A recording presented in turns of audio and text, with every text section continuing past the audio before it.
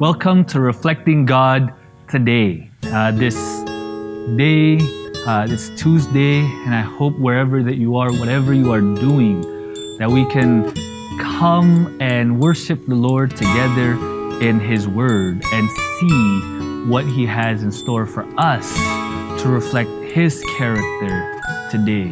The Bible tells us in the book of Proverbs chapter 11 verse 3 that the integrity of the uprights shall guide them. The case of Daniel, portrayed in a very limited manner by the prophetic pencil, has a lesson for us. It reveals the fact that a businessman is not necessarily a sharp policy man. He can be a man instructed of God at every step.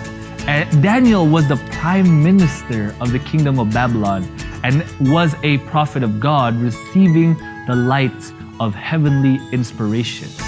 And such businessmen are needed, not irreligious businessmen, but those who will weave the great grand principles of truth into all their business transactions.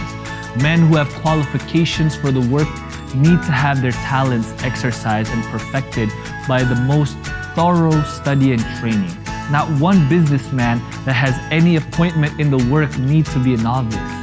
If men in any line of work need to improve their opportunities to become wise, efficient business people, it is those who are using their ability in the work of building up the kingdom of God in our world.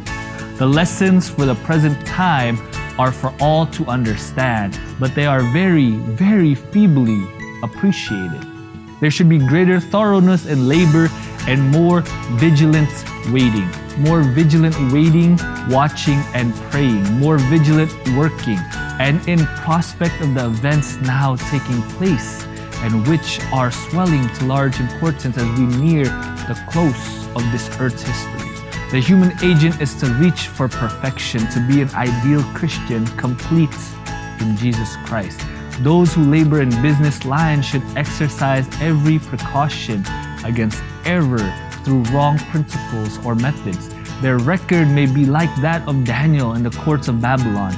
In all his business transactions, when subjected to the closest scrutiny, there was not found one item that was faulty. He was a sample of what every businessman may be, but the heart must be converted and consecrated. The motives must be right with God. The inner lamp must be supplied with the oil that flows from the true messengers of heaven through the golden tubes into the golden bowl. Then the Lord's communication never comes to man in vain. God will not accept the most splendid services unless self is laid upon the altar, a living, consuming sacrifice. The root must be holy, otherwise there can be no sound, healthful fruits, which alone is acceptable to God. While worldly ambition and worldly projects and the greatest plans and purposes of men shall fade like the grass, they that be wise shall shine as the brightness of the firmament, and they that turn many to righteousness as the stars forever and ever. Your integrity shall guide the people around you. Your integrity reflects who you serve as your God, and your integrity is what you have to reflect God today.